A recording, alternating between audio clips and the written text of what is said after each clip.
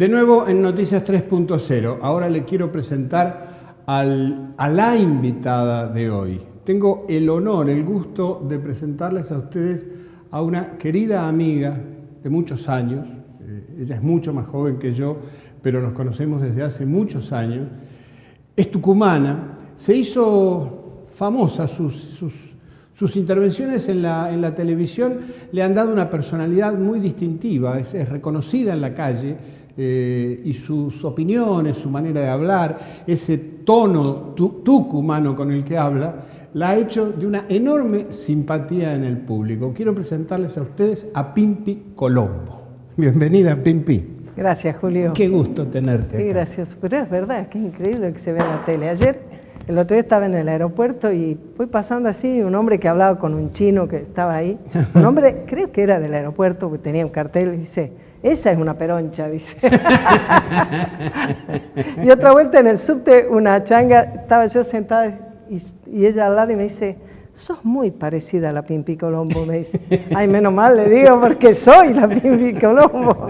Pero eso es increíble, ¿no? Vos Sí, decís, es notable. Este año cumplo 50 años de egresada de la escuela. Sí, señora. O sea, imagínate, ¿no? Imagínate. Y ese año que yo terminaba la escuela, empecé a ir al grupo de formación política. Claro. Del Colorado Ramos. Con el Colorado ¿no? Ramos. De esa época nuestra, ¿no? y vos decís, toda la vida militando y de pronto la televisión tiene esa capacidad y, digamos, de grande, quiero decir, después de militar 30 años en el anonimato. Absolutamente, absolutamente. Y bueno, eso ha sido bueno. Porque la que fue candidata a vicepresidente, ¿fuiste tú o fue tu hermana? No, fue la Elisa. Claro, fue la Elisa, exactamente. Una vez fue muy gracioso que... Vamos a explicar esto. En el año, ¿cuándo fue? En el año... Eso fue en el 83. 83. Jorge Abelardo Ramos se presentó a candidato a presidente de la República Argentina en esas elecciones y llevó como compañera de fórmula a otra hermosa Colombo, Elisa Colombo, que es la hermana de Pimpi. Tal cual. La vez pasada... hace muchos años, capaz 16, 18 años, mucho tiempo, leo en un reportaje que alguien le hace a Leuco. Hoy no leería un reportaje a Leuco porque no puedo pasar de 2 renglones de la gorilada que habla, pero en ese momento leo y dice: yo le hice el primer reportaje a Pimpi Colombo, dice, cuando era candidata a vicepresidenta. O sea, se mezcolanzó toda. Se mezcló con la hermana. Sí. Escúchame, y sí, te has dedicado a la política toda la vida. ¿Por qué? Mira vos, no sé muy bien por qué, pero empecé en la escuela, por metida. Empecé en la escuela en la organización del curso, después en el centro de estudiantes.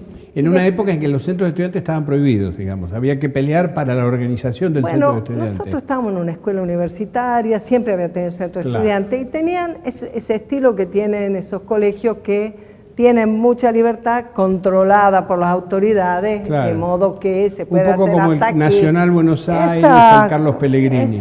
Exacto, era la Escuela Sarmiento de Tucumán. Claro. Entonces, muchas cosas podíamos hacer y muchas otras, hasta teníamos esa forma de autocensura, hasta que se puede, pero no teníamos prohibición con el centro de estudiantes. Y yo terminé en el año 69, el año del Cordobazo. Imagínate lo que fue el año 69. Claro, el año del Cordobazo. Claro. Ahí terminé la escuela. Yo por eso te digo que cumplo ahora 50 años.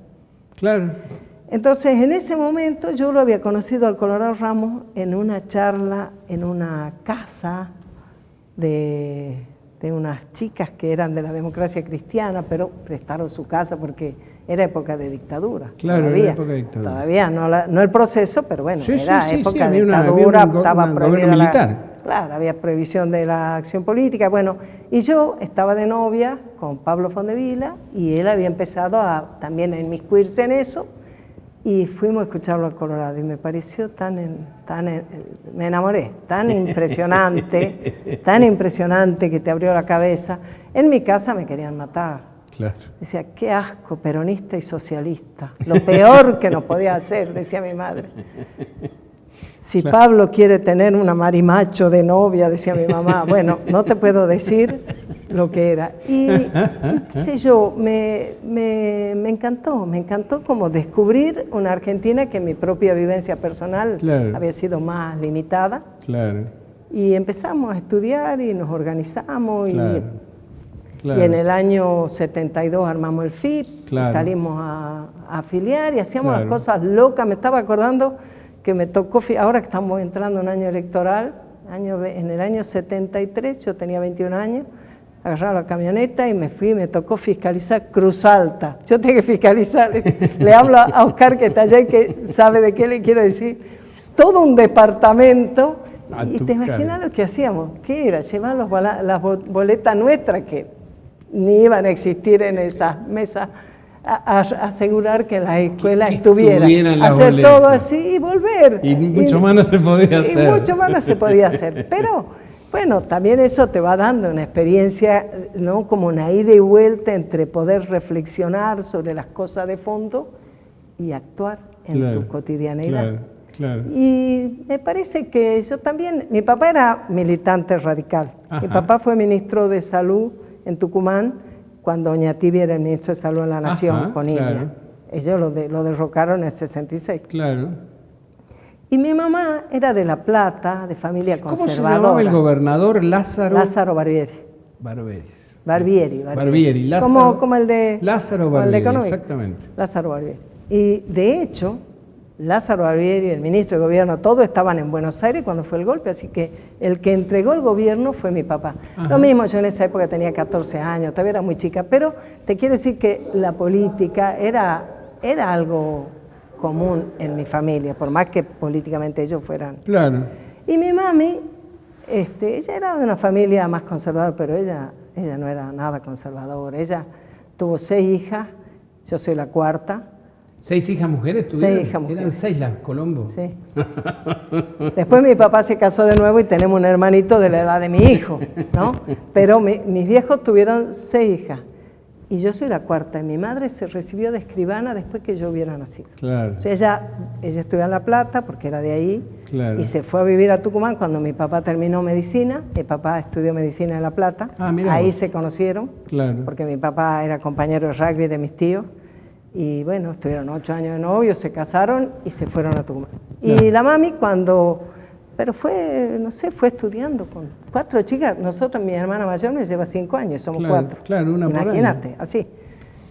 Pero terminó, fue la primera escribana de Tucumán, tuvo su primer registro en Tafí Viejo, organizó la caja notarial había un clima de brindarse, de comprender que la vida no puede ser un cilindro donde estás vos mirando lo tuyo y nada más, ¿no? Desde distintas posiblemente miradas, pero bueno, brindarse. Y creo que eso y mucho del contenido aprendido con Abelardo, supongo que eso han marcado. Claro. Y el otro punto que fue, pero así, revolucionario para mi vida, es que en el 75, cuando las Naciones Unidas declaran el decenio de la mujer, sí, señor, que es la primera vez que el tema de la mujer aparece como un tema de Estado, ¿verdad? Claro. Porque antes muchas luchas de las mujeres, pero nunca había sido tomado asumido como oficialmente por los partidos, por los países, quiero decir. Claro. Nunca, esa fue la primera vez. Como políticas de Estado. Como algo que tiene que ser de interés del Estado. Claro. Esa fue la primera vez. Claro. Y ocurrió, el otro día, mirá, Guillermo Salvatierra me mandó un artículo del Colorado del año 76 sobre el feminismo. Impresionante. Y él analiza un poco eso, que ese era un momento donde los países coloniales y semicoloniales estaba un poco esa efervescencia y ellos con su voto consiguieron la declaración del decenio de la mujer. Claro. Y nosotros empezamos a reflexionar al interior de nuestra militancia partidaria sobre el tema. Claro. Al principio con ciertas limitaciones, porque obvio que todos estamos inmersos en una sociedad machista, ¿verdad? Claro. Y estamos formados así, estamos no prendía la formateados, no era tan fácil, pero empezamos eso, formamos una corriente feminista socialista dentro del FIP. Ajá. Y bueno, después vino el golpe del 76. Después vino el golpe del 76. Y entonces lo que nosotras hicimos durante toda la dictadura, durante todo ese proceso cívico-militar, fue armar en las distintas provincias organizaciones de mujeres, onda, centros y el de gran estudio. invento, que también fue una ocurrencia del Colorado Ramos, que es el Sindicato de las Amas de Casa. Claro, pero no fue una ocurrencia del Colorado. Ah, ¿no? No. A ver. Fue de la Betty Mirkin, Ajá. de la Gloria Bullón, con el acompañamiento de Oscar, de Arturo, y una discusión dentro de Tucumán, Ajá. que fue, digamos, pasada las Malvinas, sobre fines del 82, la manera en que tomó la propuesta de nuestra acción hacia las mujeres. Durante toda la dictadura nosotras tuvimos acciones tipo, ¿has visto? Cenáculos, tipo charlas. Catenísticas, claro. Y sobre ese final de era, que ya se venía el regreso de la democracia, surgió la discusión entre nosotros que queríamos dar un paso hacia hacer algo más masivo con las mujeres. Ajá. Y además, nosotros ya ahí empezamos a ir muy en profundidad, a comprender que lo que ocurría con las mujeres estaba muy condicionado por el hecho de que las mujeres desarrollamos en nuestro hogar una tarea que la sociedad no reconoce. El trabajo invisible. Económicamente, pero tampoco socialmente. El trabajo invisible que se le llama. Invisibilizado, diríamos mejor, ¿verdad? Claro, sí. Y entonces ahí ocurrieron dos cosas. Una, que empezamos con la idea del sindicato de amas de casa. Yo, la verdad es que mi primera reacción fue: un sindicato de amas de casa, hagamos una CGT de mujeres, delirante, ¿visto? Claro. Porque yo pensé, ¿será que las mujeres, puerta que golpeábamos, las mujeres encantadas, los maridos chochos que peleáramos para que las mujeres tengan un ingreso por el trabajo que hacían, que tengan derecho a jubilarse? Y la jubilación. Y la jubilación. Y las mujeres diciendo, por fin, después de Evita, nadie se había acordado de nosotros. Y encontramos los textos de Eva, donde en La razón de mi vida Eva habla de que las mujeres, por la tarea de cuidar sus hijos, deberían tener una remuneración, un reconocimiento por parte del Estado. Exacto. Porque no es menos importante ese trabajo que las oportunidades que las mujeres estaban teniendo en la época del gobierno peronista. De trabajar en fábrica y todo eso. Claro. Y bueno, empezamos con mucha discusión entre nosotras, porque había compañeras que no querían saber nada, había algunas que decían, hagamos un sindicato de empleadas domésticas. Claro. Y discutimos eso, porque nosotros dijimos, bueno, amas de casa somos todas nosotras. Empleadas domésticas no. Claro. Entonces, hacer un sindicato de un trabajo que vos no sos es como muy artificial. En cambio, ver cómo nos damos maña para hacer un sindicato de lo que sí somos. Y bueno, te digo que hoy estamos muy orgullosos, y eso es lo que yo te digo. Para mí esa fue la segunda revolución enorme en materia de militancia para mí. Porque la militancia en el sindicato a nosotras nos permitió dar un salto cualitativo y cuantitativo impresionante. Y ponerse en contacto con miles de mujeres. Porque nosotros nos pusimos en contacto con miles de mujeres que no tenían ni estaban interesadas en ser militantes políticas. Claro, no eran politizadas en el sentido universitario del término. Claro, era completamente otra historia. Nosotras, que la mayor parte de nosotras, las que empezamos con el sindicato, teníamos, como vos referí bien, una militancia más bien universitaria o de centros de estudio. Bueno, y fue espectacular, porque además no estábamos hablando de un tema que nos fuera ajeno. No tuvimos que ir a estudiar para ver cómo abordábamos este tema. Claro. Era compartir la vida misma. Claro. Y la verdad es que hoy el sindicato va a cumplir 36 años el 12 de marzo. Nacimos antes que termine la dictadura. Sí, sí. Nacimos en Tucumán. Y en ese momento, con mucha discusión, había muchas compañeras, la que yo te nombraba hace un rato, de algunas provincias que denostaban mal lo que nosotros hacíamos, que les parecía se armó un verdadero debate, una verdadera discusión. Hasta que finalmente Ramos dijo, se acabó la discusión, durante 6 meses hagan lo que les parezca y veremos en 6 meses qué fue. Y por supuesto que en 6 meses lo único resultado que había era lo que habíamos logrado nosotros, porque intentar hacer un sindicato de empleadas domésticas cuando no son empleadas domésticas era ridículo. Claro. Y entonces confluimos todas en la conformación del sindicato. Y Ramos y el FIP fueron muy importantes porque ellos respaldaron, siempre con la convicción del Colorado, ¿no? Además la claridad, porque me acuerdo una anécdota del Colorado yendo a Mendoza a dar una charla y explicando que para el FIP había 3 banderas principales. Una, la defensa de la soberanía en Malvinas. Otra, que la deuda externa era una prisión para el pueblo argentino y para su desarrollo. Y la tercera, que era la emancipación de las mujeres, el salario y la jubilación para la ama de casa, el apoyo al sindicato, el hecho de que no podía haber una revolución socialista si no era incorporando así la lucha de las mujeres. Por su, ¿no?